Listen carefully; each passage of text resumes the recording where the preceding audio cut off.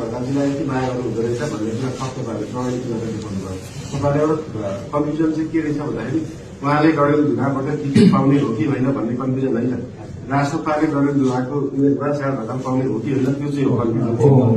उहाँ चाहिँ फिक्स हो पार्टीको तर्फबाट सबै हाम्रो तर्फबाट। उहाँले नाइ नभनेको छ। उहाँले भोलि चाहिँ म डडेलधुराबाट उठ्दिनँ, म अन्त जान्छु, म रूपन्देही जान्छु भन्नु होला, गुल्मी जान्छु भन्नु होला, महोत्सवी जान्छु भन्नु होला। त्यो भन्नु भएन भने चाहिँ उहाँ नै हो डडेलधुराको उम्मेदवार छ र उहाँ उम्मेदवार चाहिँ भन्नै मिल्दैन थियो। पहिला पनि उठिराखिसक्नुभयो। पहिला पनि एउटा साधारण सामान्य चुनाव चिन्ह लिएर जानु हो र त्यति धेरै भोट ल्याउनु किन अचम्मको कुरा हो भन्दाखेरि उहाँको पार्टी थिएन।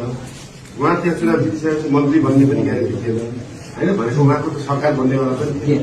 अहिले चाहिँ के फरक छ भन्दाखेरि एउटा पार्टी छ जो पार्टीले सरकार बनाउने सम्भावना छ र उहाँ त्यो पार्टीमा जानुभयो भने त्यो ठाउँको लागि बोल्ने मात्र होइन, त्यो ठाउँलाई साँच्चै केही गरिन पनि सक्नुहुन्छ छ भन्दा यो कुरा चाहिँ एकदमै महत्त्वपूर्ण हुन्छ।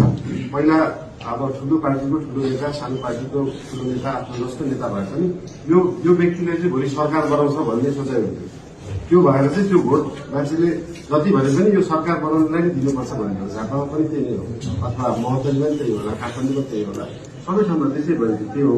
त्यो भएर चाहिँ अहिलेको लागि जति अङ्क उहाँले ल्याउनु भएको थियो बिना पार्टी बिना सरकार बनाउने ग्यारेन्टी, त्यो अङ्कले नै थाहा हुन्छ कि उहाँले एकदम राम्रो गर्ने हुने भएको छ। तपाईँहरू सबैजनाले चाहिँ सहयोग गर्नु पर्यो, डडेलधुरा गइहाल्नु पर्यो। उहाँको लागि प्रचार गर्नुपर्ने, पार्टीको लागि गर्नुपर्ने के छ सबै पोजिटिभ माइन्डसेटले गर्नु होला। धेरै धेरै धन्यवाद।